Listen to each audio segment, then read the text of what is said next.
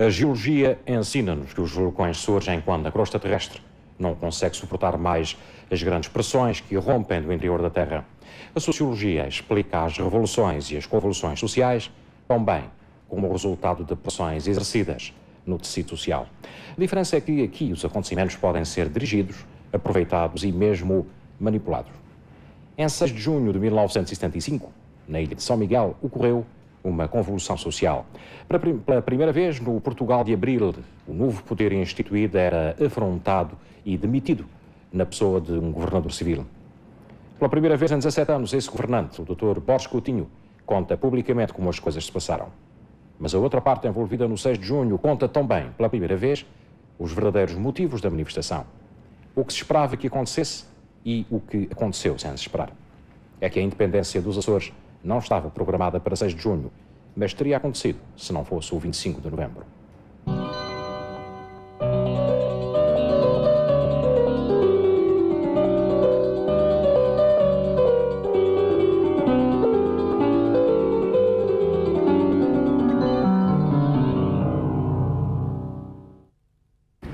O 6 de junho é o nome desta rua da cidade de Ponta Delgada.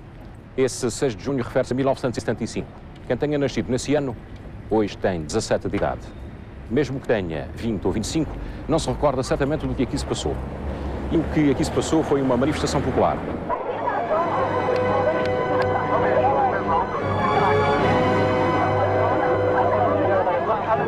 Os motivos invocados eram económicos, mas o que se pretendia contestar era o próprio regime político da época.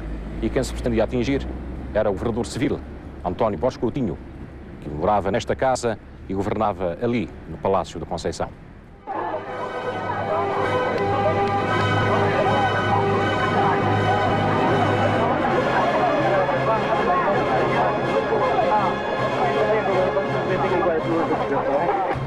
A manifestação não foi de modo nenhum ingênua nem espontânea. Antes, pelo contrário, ela vinha sendo preparada há bastante tempo e foi tecnicamente programada com a ajuda de estrangeiros especialistas em subversão de regimes de esquerda. A manifestação integrava-se, aliás, num conjunto de medidas estratégicas para subtrair os Açores à coletivização em curso no país.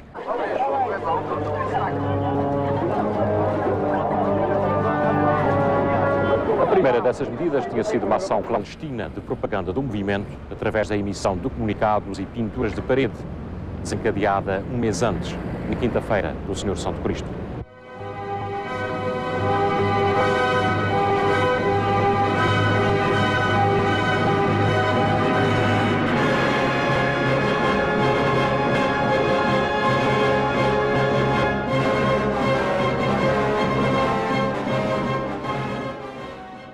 Nem os navios da Armada Portuguesa, atracados ao porto de Ponta Delgada, escaparam às pinturas, no que foi então considerado um arrojado golpe de operações especiais. Mas a causa próxima do 6 de junho ocorreu em março, com o encerramento do MAPA. O movimento para a autodeterminação do povo açoriano congregava as forças da direita local conscientes de que Portugal caminhava rapidamente para uma ditadura comunista. Inspirando-se nas velhas tradições autonomistas, o MAPA pretendia exatamente aquilo que significava: a autodeterminação dos Açores face a um contexto nacional cujo futuro se adivinhava negro, mais exatamente vermelho. Para a esquerda, o MAPA era a direita reacionária, organizada com o objetivo de marginalizar os Açores do processo revolucionário nacional, visando a manutenção de privilégios tradicionais. Foi então que a esquerda, sobretudo a extrema-esquerda, cometeu o primeiro grande erro nos Açores: o assalto e destruição da sede do MAPA. Foi a declaração de guerra cuja primeira batalha seria o 6 de junho. Eles destruíram, alguns acomodaram-se com esta situação, houve outros, como eu, que não, e então trataram de contatar pessoas que nos ensinassem, porque a gente não sabia de política, que nos ensinassem a fazer frente a esta gente, e assim aconteceu. Contatamos pessoas, se recordar, na quinta-feira de Santo Cristo, apareceu a cidade toda pintada de flá. Portanto, havia são grupos operacionais, portanto, já a trabalhar. Essas pessoas que os vieram ensinar a fazer uma revolução, digamos assim, foram contatadas onde havia gente de apoio do continente também, ou no estrangeiro? Como é que foi? Não, senhor. Nós contratamos estrangeiros para nos ensinar a fazer frente. Os comunistas eram pessoas muito bem organizadas E nós tínhamos que saber tanto como eles ou mais. E então contratámos indivíduos que estavam dentro do assunto e que nos ensinaram. Que indivíduos eram esses? Propaganda, quer dizer, técnicos, uns da parte, vamos lá ver, da parte de propaganda logística, outros de armada, secção armada mesmo, e ainda outros de contatos especialistas em insurreição armada. Insurreição, digamos, em fazer frente a frentes. Portanto, criámos uma frente tão forte como a deles, e assim aconteceu. Como é que arranjaram, isso foi feito altruistamente ou foi pago a serviço? Pago, nós contratámos um grupo de amigos, decidimos entre nós que havia necessidade de contratar alguém, contratou-se alguém. Recolheram fundos? Recolhemos fundos. Aqui mesmo nos Açores? Aqui mesmo nos Açores, em São Miguel, e alguns de fora. Pagámos e organizámos, como havia este descontentamento geral, havia necessidade de sabermos quantos éramos e, portanto, e sentíamos, estava no ar, que havia necessidade de fazer frente, bastava que alguém, creio que foi este nosso grupo, o que teve talvez o mérito só de começar a manifestação. Houve também uns jovens que se meteram nos burros e que deram uma certa caminhada. A manifestação começou muito fraquinha. Eu não sei se reparou, há uns cartazes lá que pela primeira vez haviam pessoas que levavam consigo o nome da FLA, porque até ali a FLA era um mistério. Os açorianos têm muita tendência para aderir aos mistérios, estas coisas especiais. Assim foi. A FLA não tinha um rosto, tinha aqueles nomes. E então fizeram-se pinturas muito atraídas, umas nos narizes, outras, e as pessoas admiram os super-homens. Portanto, criou-se a mística revolucionária. Nem mais. E ali, pela primeira vez, assume-se realmente a existência e o pertencer à FLA. Assume-se quem? Normalmente pessoas que nem sabíamos nunca que estavam connosco. O engraçado é que quem gritava as FLAs e as intendências na manifestação, a maioria das pessoas, eu nunca as vi, mas nenhuma estrutura secreta. Mas realmente elas aderiam.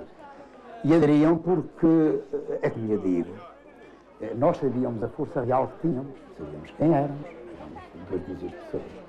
Os outros é que estavam convencidos que tinham os americanos, as tortinhas das costas deles. E aí aquele disparate depois... Os senhores tinham o apoio dos americanos nessa altura? A CIA estava a apoiar-vos? Quer dizer, houve uma série de coisas que aconteceram depois, mas naquele momento existia o mapa que foi destruído e depois a revolta que veio dali por aqueles que entenderam que ninguém tinha o direito de os proibir de exercerem o seu direito de cidadãos. E entre eles e daí o termos contatado pessoas para nos ensinarem a fazer frente àquilo. Claro, e para trazer pessoas do nosso lado, há técnicas para isso, e a prova é de que se reparou aquilo. Em 15 dias nós tínhamos a população toda do nosso lado. Claro, a coisa foi enfraquecendo quando as pessoas começaram a saber a verdade.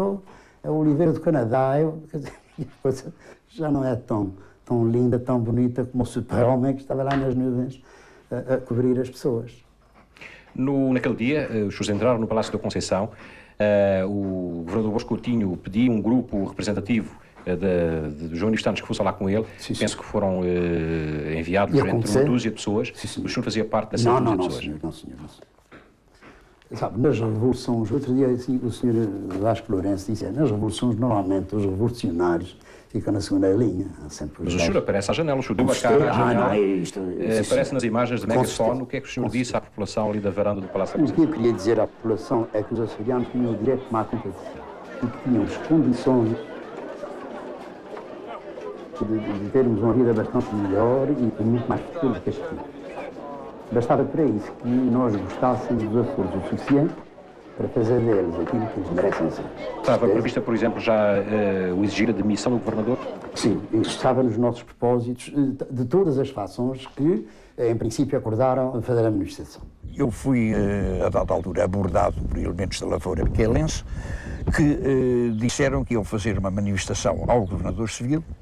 Não sei se ao governador civil, se contra o governador civil, mas de qualquer forma, em frente do governo civil, a exigir algumas medidas concretas, mas entre essas medidas relevava a do preço do leite. Eles queriam que o preço do leite de Lisboa fosse igual ao preço do leite pago aqui na ilha. Ao produtor, queriam que fosse pago aqui na ilha. Perante a minha explicação de que me parecia muito difícil, se não impossível, eles insistiram em que isso era possível. E vale a pena referir que agora, 15 anos mais tarde, continua a não ser possível que o preço do leite seja igual aqui no continente. Como é óbvio, não podia ser. De maneira que me parece que isso era um mero pretexto.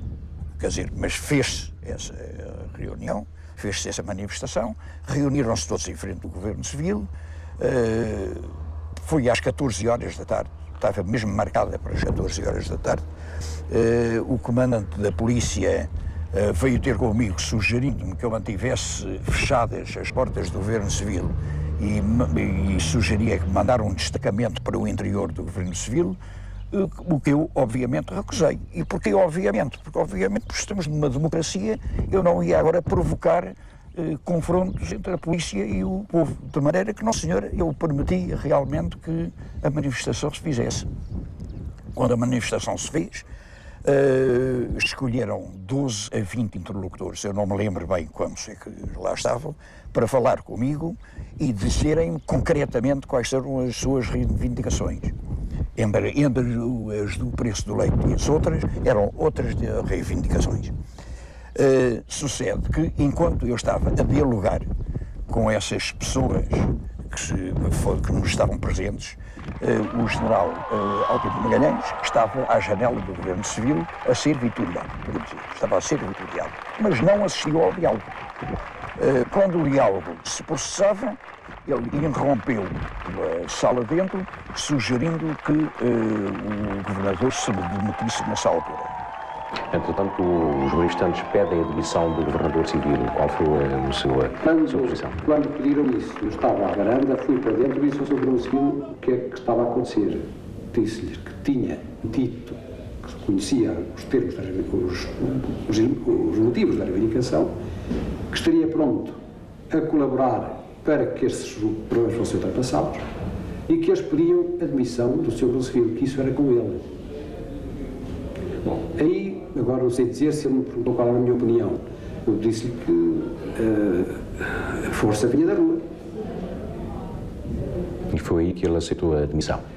Foi aí que ele depois veio à varanda, num ato corajoso, que temos que dizer que sim, e que reconhecer, e que disse que ia apresentar a sua demissão, pedido de demissão.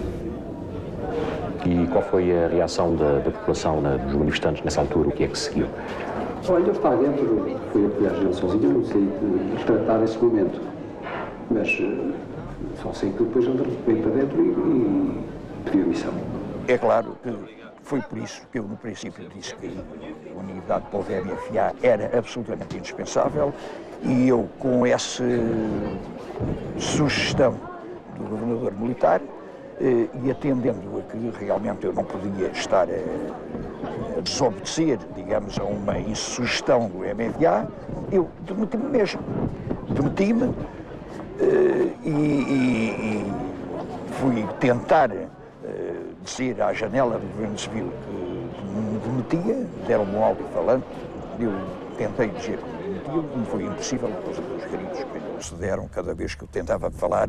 As pessoas gritavam muito, de maneira que eu fui impedido de exprimir. No limite, os senhores conseguiram aquilo que queriam, foi demitido o governador, e depois, entretanto, houve grupos que ocuparam postos estratégicos. Os tais grupos que se sentiam cobertos por super-homens fugiram e então começaram a tomar tudo. E fizeram aqueles disparates que se sabe, nada daquilo estava programado. A luta, quer dizer, o nosso movimento tensionava continuar, legalizar-se, oficializar e seguir no seu rumo e lutar por uma vida melhor. E, de facto, houve nitidamente um vazio de poder que foi necessário recuperar, não deixar o poder na rua. E foi nessa altura que foi decidido deter para averiguações as pessoas que nos pareceram envolvidas como promotoras dos demandos que houveram, isto é, ocupação do aeroporto, ocupação da emissora regional, alteração dos programas, e tudo isso, de facto, tinha que ser algo que tinha que ser parado. E a forma foi de ter as pessoas para a averiguação. Eu não tenho absolutamente nada a ver com as prisões, que foram feitas absolutamente à minha revelia, e eu, aliás, nem era governador civil já na altura. De maneira que eu nada tenho que ver com isso. Como é que encarou na altura o papel que o general Altino Magalhães teve nessa crise? O papel do general Altino Magalhães é difícil de descrever, mas o papel do general Altino Magalhães, na minha opinião, não vinha precedido de excelente fama de democrata. De maneira que o papel do general Altino Magalhães, quando viu uma pessoa que era um entusiasta democrático, foi de, enfim, afastar e pôr lá outra pessoa qualquer. E, diga-se de passagem, eu não quero deixar de dizer isto, que é muito importante. Eu não tenho dúvida nenhuma que a maioria da população não era a favor da minha política, mas já tinha havido eleições e na altura de se institucionalizar o resultado destas eleições eu evidentemente me retiraria de modo próprio, não tenho dúvida nenhuma. Aliás, eu já antes tinha pedido a demissão que não foi aceito ao Governo Central. Eu tinha pedido e tinha dito em face dos resultados eleitorais, eu acho que não é oportuno eu continuar. Fique. Então, e eu fiquei, de maneira que esta manifestação de 6 de junho veio depois disso, eu já tinha pedido admissão, como disse. O jornal Açores do dia seguinte embandeirava em arco com o sucesso da manifestação. Esse entusiasmo custaria a prisão ao seu diretor, Gustavo Moura. Quando as coisas acalmaram, surgiram comunicados e manifestações de repúdio nos jornais, a par de medidas urgentes decretadas pelo Comando-Chefe dos Açores para sanar a situação. Entre elas, a nomeação de um novo governador que não veio a verificar-se, a prorrogação das letras em atraso de lavoura e o estudo de um novo preço do leite, o desbloqueamento da exportação de madeira, etc. A mais importante seria o anúncio do estudo da definição de um estatuto de autonomia administrativa para o arquipélago. No entanto, havia que castigar os sublevadores da ordem estabelecida. 3 dias depois, a 9 de junho, eram detidas para averiguações na cadeia de Angra 30 pessoas, libertadas 21 dias depois. Estavam feitos os mártires do processo. Daí para a frente, nada seria como dantes.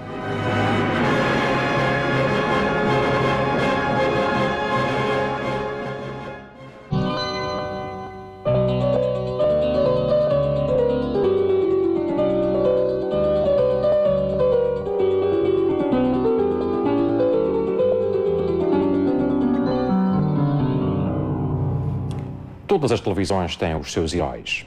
São as personagens que, mercê de uma presença constante ou frequente no ecrã, lhe vão entrando pela casa dentro e fazendo parte da sua família. Você não os conhece, nem eles o conhecem, mas ambos comunicam, cada um à sua maneira. Mas os heróis televisivos também são anti-heróis nos bastidores.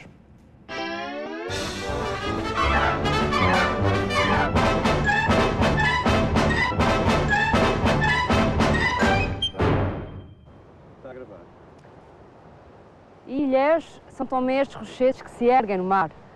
Eles estão presos ao mundo e são, no fundo, o símbolo do que é o homem solar. Quase que diria que é uma estátua que está erguida em homenagem do ilhéu. O homem solar... E não posso fazer... Que raiva! Que diabo, isso é terrível, do barco da velha. Eu tenho que estar concentrada, senão é disperso-me. É só essa parte de baixo. Pronto, está a serenidade, pronto, já sei. Mas que todos nós reconhecemos. Talvez melhor do que ninguém. Vitorino nos ajuda. Vitorino no Messi. Não, corta, que está para aquela macacada.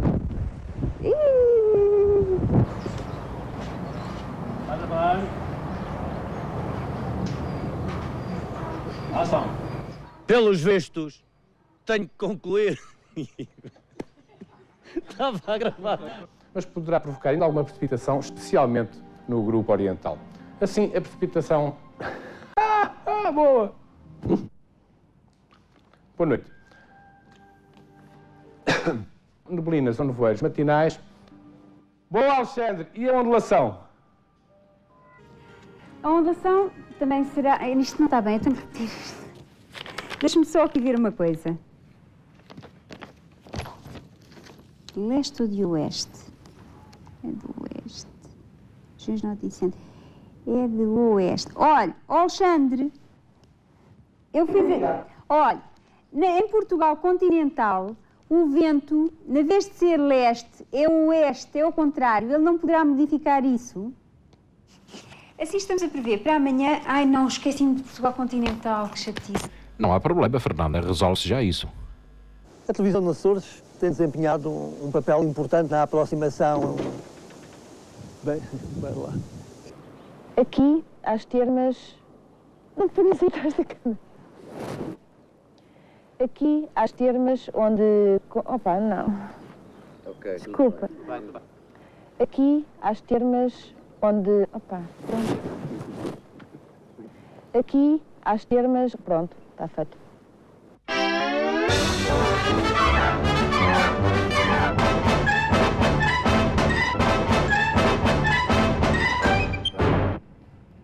E por falar em heróis televisivos, tudo começou em 1965. Até 10 de agosto desse ano vivíamos todos na santa paz, sem telenovelas que nos estragassem o almoço e na santa ignorância, sem telejornais que nos estragassem o jantar. Mas isso fica para o próximo programa, onde Eduardo Alves lhe vai contar também como fez um filme de animação em casa dele. Muito boa noite.